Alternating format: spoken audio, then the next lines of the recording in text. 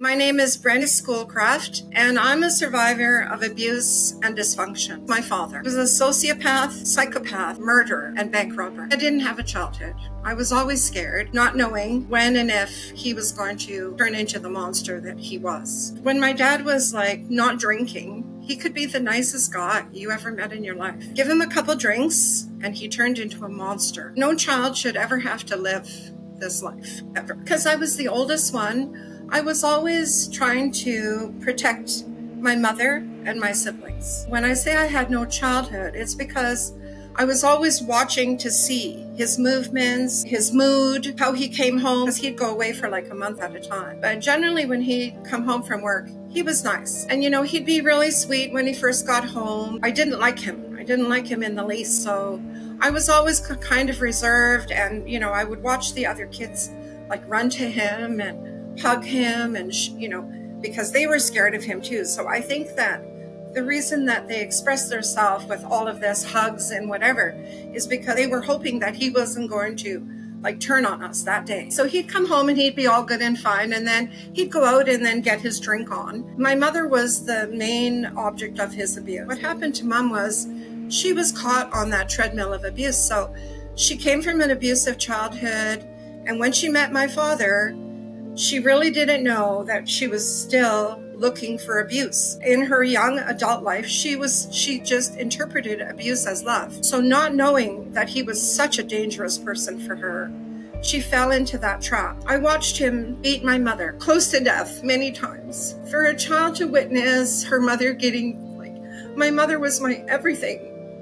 And to see her hurt like that and not knowing, he abused us, yes, but he didn't beat us up the way he beat her up. I watched him with her head he had her head in the refrigerator door one day, smashing the door on her head, really terrible things like that. And then one time he hid her in a room for a whole week, and he wouldn't even let us go to school. She was so beat up, and he kept saying, "If you die, I'm just going to bury you in the backyard." And he'd always say, "If anybody comes to the door, you can't answer the door. Don't even go to the door. Never answer the door." Of course, he was probably worried that the neighbors had called the cops, or, we were always worried that we were going to get in trouble with him if we told anybody. I was never a child. I was always scared to death. We lived in a trailer. We were always taken away from society. He'd have us back in the bush somewhere in a trailer. And then one time he had a house he built outside of our house, just something that he erected outside of the trailer with a tree running up the middle of it. When I tell you that my father was a psychopath and a sociopath to the extreme, so he's like, "I don't need to live with you guys. I'm going to have my own house." So he built this cabin. Times when he wasn't drinking, and he'd be like, "Come on out here and see what I'm doing," He was always killing something. He was a trapper. So he'd have beaver skins and rabbit fur and, all these kind of different furs hanging up in this cabin that were on stretchers. He'd be in his cabin, skinning animals and doing all this crazy stuff, So he'd call us out there to show us, what he was doing. And so it's all fine and good. We just want to be nice children and listen to Dad, whatever. My mother was just such an angel. She just tried to keep us together as a family. But back in the day, there was no resources for women that were abused or families that needed help. After he'd beat her up, and then he'd come and he'd pull my brother out of bed. We had bunk beds living in a trailer. I didn't know if we were all going to die in there. He'd been drinking. He'd been drinking all afternoon, and I recognized that the danger was elevating. I'm like, "Mom," I said, "listen," I said, "get the kids ready. We're going to go." She goes, "What's the matter?" I said, I'm really worried. I'm scared. I said, "Just get the kids ready. We got to get out of here." I said, "Hurry up, Mom. We got to get out of here." We were able to escape that day. And he realized that we had just run out of the trailer. And he took his gun. He had his gun. And he was shooting at us. The bullets were flying over our heads. And I'm like, "Just keep running," because he wasn't, he didn't kill any of us, but he was shooting at us. So we just kept running. And then that night, we went like, I don't know, I said, come on, let's just keep you. I felt so good that we had gotten away from him. We found an old car. And then we all piled into this old car. It was like just an old wreck. And then we slept in that car all night and we were freezing. And when I woke up in the morning, I was really mad. And I knew that when he woke up, he wouldn't be drunk anymore. And he'd be like, what did I really do to my family? So I said to Mom, come on, let's go home. Let's go home. Because I knew then that we could deal with him because the drunkenness would be gone, right?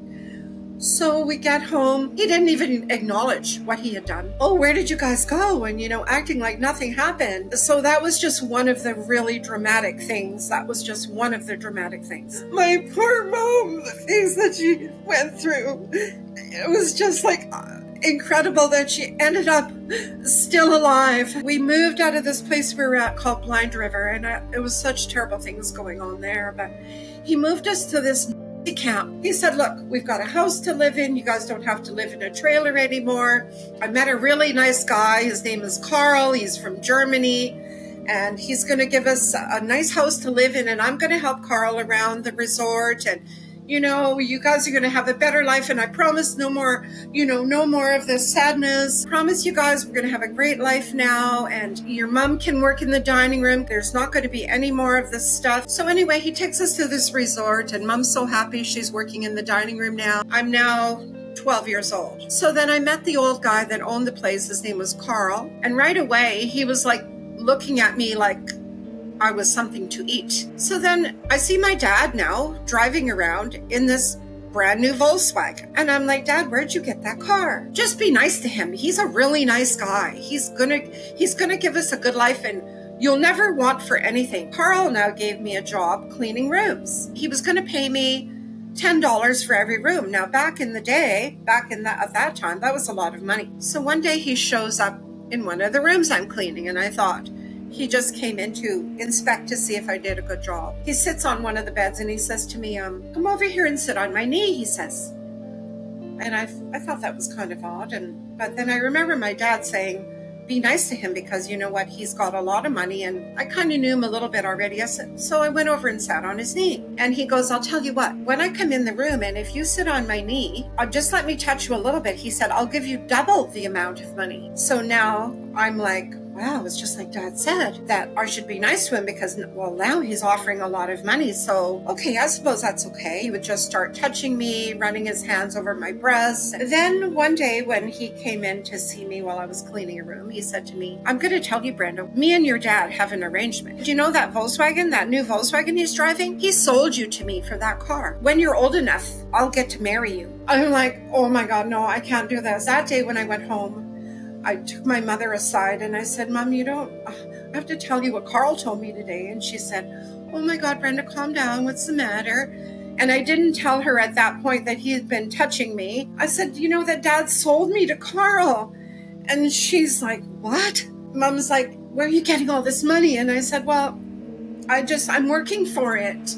I work in the dining room too. You know that. And sometimes I'm cleaning 10 rooms a day, Mom. I said, yeah, I'm saving my money. Before we moved to the Black Forest Resort, sometimes we went hungry. I'd have to wear the same dress to school for days. And I was being abused after school because I was the little poor girl that only had the same dress on for days. I covered up the abuse. I didn't tell Mom that he was abusing me. I knew it was wrong and it felt wrong to me, but at the same time, I was being paid. When I was 15 years old, I'd had enough and I was overwhelmed with everything that was going on. And my dad was working away a lot at that point. My brother was about 9 at the time. And my mother was in the dining room this day. And I was in the dining room with her, helping her do some stuff. And she said to me, well, today the dining room is closed because we have a special visitor. So I wasn't paying really any attention to what was going on. And then finally, when I did look out to see who the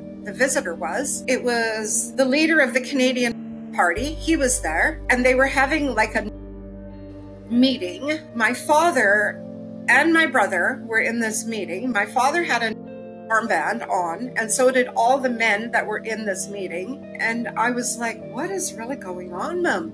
She goes, oh, don't worry, it's just something. She didn't tell me what it was. There was a child that she was pregnant with after me.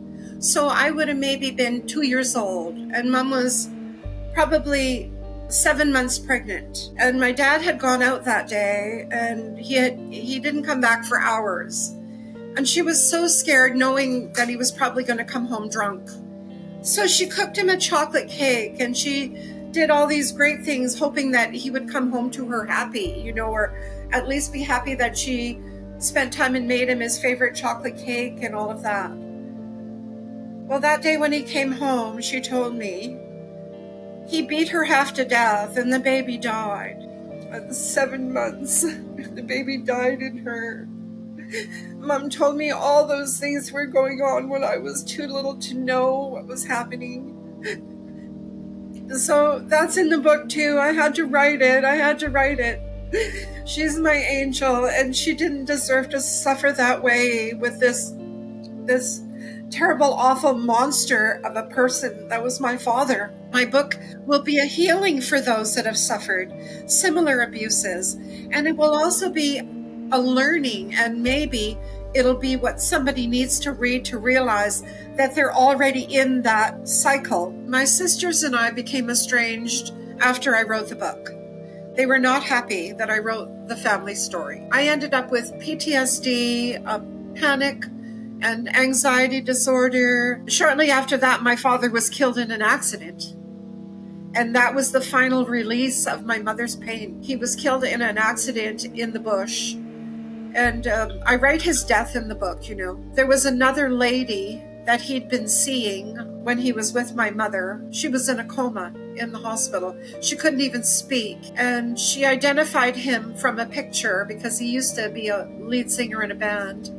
And she identified him from a picture and said he was the one that beat her like that and put her in a coma, and I don't think she was ever the same. And that is really where the abuse stopped for Mom. But it started in her childhood at 6 years old, and that's where I started in the book, and I show you how abuse is a cycle and how so many of us get caught in that cycle. As you grow up, you want to break that cycle for yourself. But you know, the old saying says, what doesn't kill you makes you stronger.